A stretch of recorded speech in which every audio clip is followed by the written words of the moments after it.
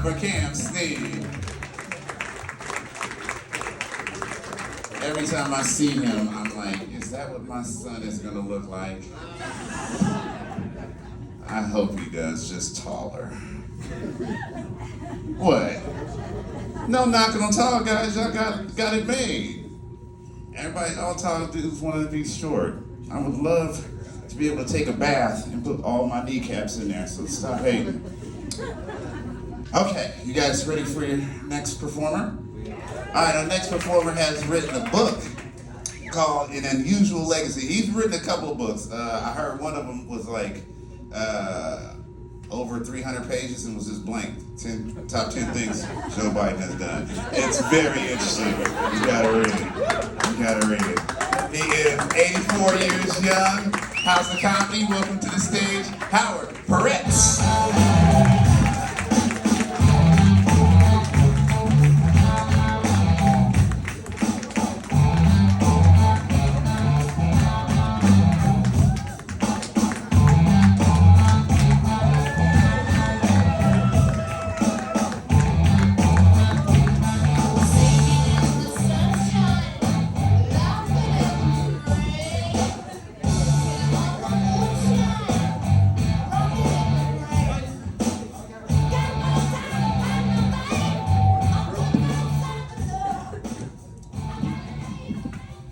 Hear me? Yeah. After being escorted up, I feel like King Farouk. And I'm really surprised that I'm doing this, but you guys are here for a historic moment in the history of comedy. I mean, this guy over here, who's 44, runs around and tells jokes, but I am the first in the state of Arizona, maybe in the West, not to do stand-up comedy, but to do sit-down comedy. And it's so much easier to do stand-up comedy than to do sit-down comedy. And I also want to know, one of my favorite songs was from the musical Carousel, 1948. The famous song for the Rodgers and Hammerstein musical was "I'll Never Walk Alone." This is my walker. I will never walk alone. So, you know, when you get old, your bucket list kind of changes.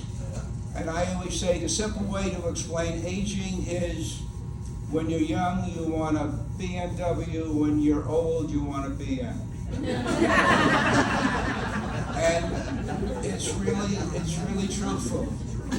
I also get up in the morning, and this is an older crowd for me. I get up in the morning, and I reach out like this, and I don't feel wood.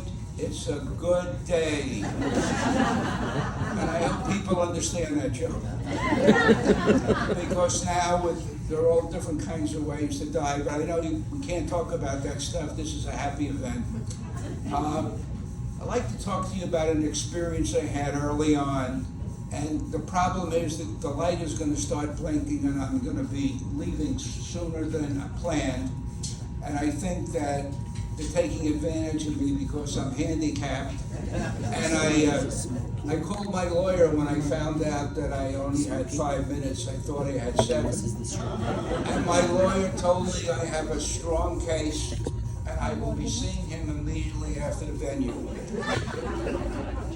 When I was young, which was a long time ago, my best friend was engaged to a girl, and they were going to the high school prom. He was in college and she was in high school. Her best friend didn't have a date, and she kind of liked me, and I had gone out with her once. And back in those days, the best you could do was get to first base, maybe Copperfield, and I think I got to second base with her. So clearly, getting to second base and going out on a prom didn't make sense. But the girl's father really wanted the girl to go to the prom. So he made a side deal with me. The deal was he would pay for me to take her to the prom. He gave me $50.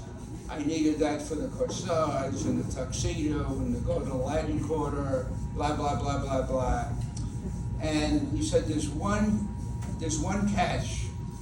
You can't tell my daughter I'm paying for it. So that's what I did. She had a wonderful time. And afterwards, nobody would speak to me because I was referred to, this is the height of my sexual activity, I was referred to as a male escort, also known as a gigolo. So, by a show of applause, did I do something righteous or did I do something bad? Those in favor righteous, please say oy vey. Oy vey. Good, that's how I feel. My wife is over here, we've been married 61 years, she's the other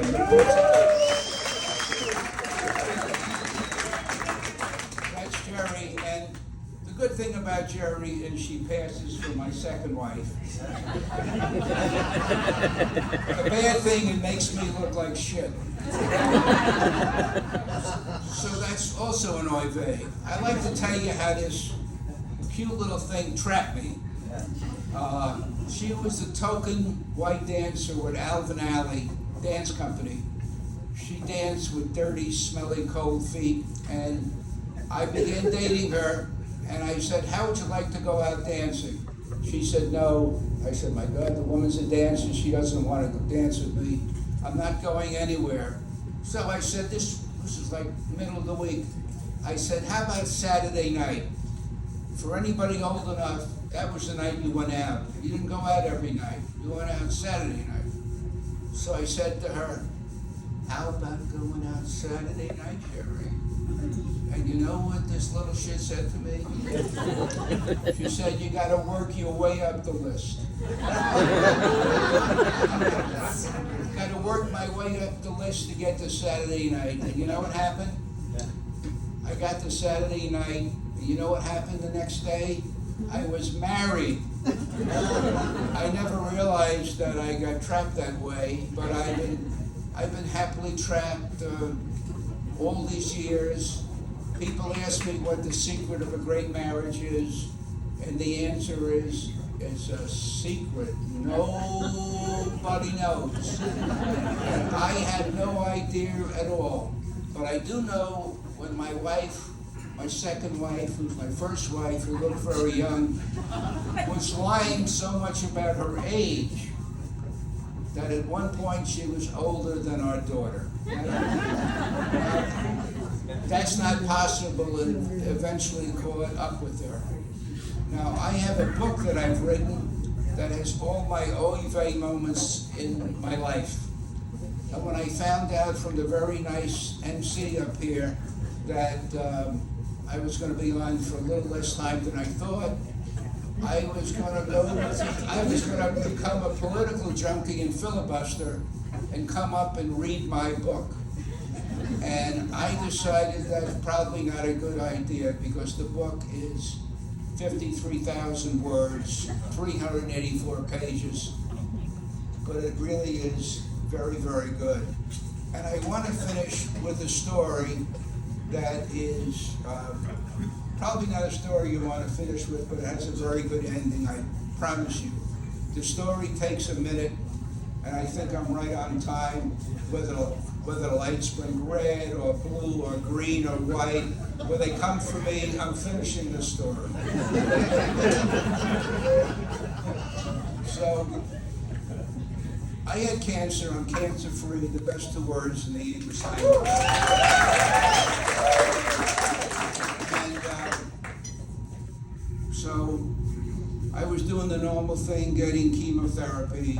And if anybody who suffered through cancer knows, chemotherapy is putting poison in your body to get rid of it, to get rid of other poison. Doesn't seem like a really good idea. So I had an alternative medicine guy who says, you know what, I don't really believe in chemotherapy, but what I think you should do is you should take a coffee enema, okay? A coffee enema. I don't drink coffee, I don't do enemas. He says, here's some tubes, go in the bathroom, put some coffee in it, take a coffee enema and the cancer will disappear because the caffeine will get down into the stomach and will kill it. I said, I'm not doing that. He said, you know what? In Old Town Scottsdale, there's a woman called Rose Maria Sciliano, and she does colonics and coffee enemas. For a price of $85, she will give you a coffee enema. So, I said, Old Town Scottsdale, I'm getting a coffee enema. Can life get any better than that? And she promised me it would be painless, and it would be pleasant. So off I went. So I called her up on the phone. I said, is there anything I need to do? She said, yes. I don't have a prescription for what I do, but you need to bring coffee. So I said, well, I know jack shit about coffee. What kind of coffee do I bring? She says, well, it should be a quart of coffee. It should be hot, but not piping hot.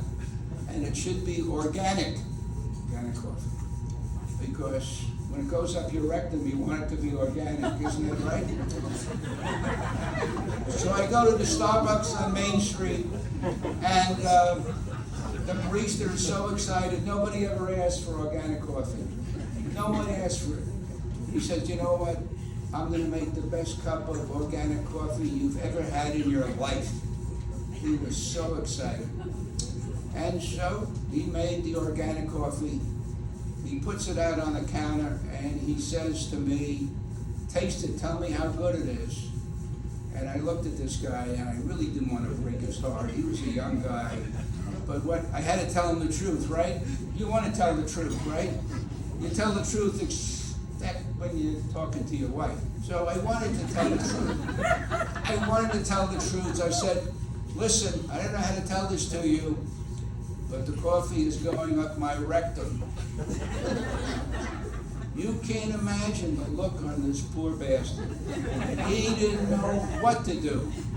But in the interest of capitalism, he wound up giving me a $20 gift certificate.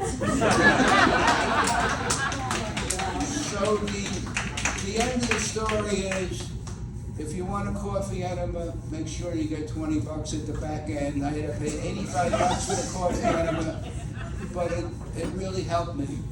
Now, the red light hasn't gone on, so I'm like, it went on. You know what? I can't see either. Who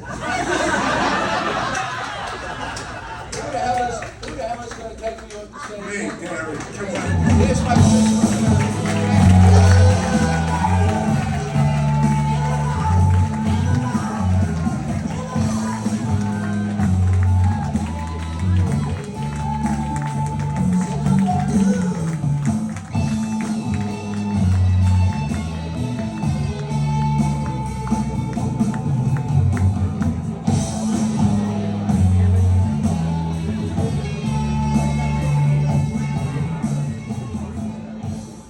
One more time for Howard Peretz, y'all.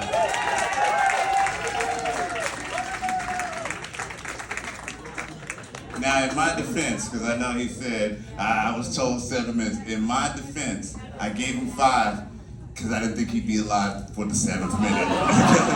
That's only in my defense, okay? And he said he practiced for 8, 7, and did damn near 10, okay?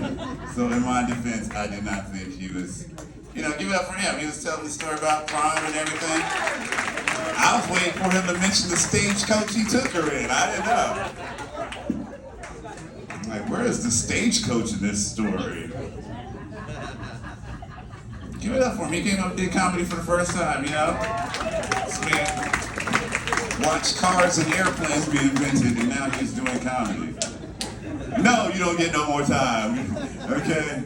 All right, now you guys ready for your next comment? No!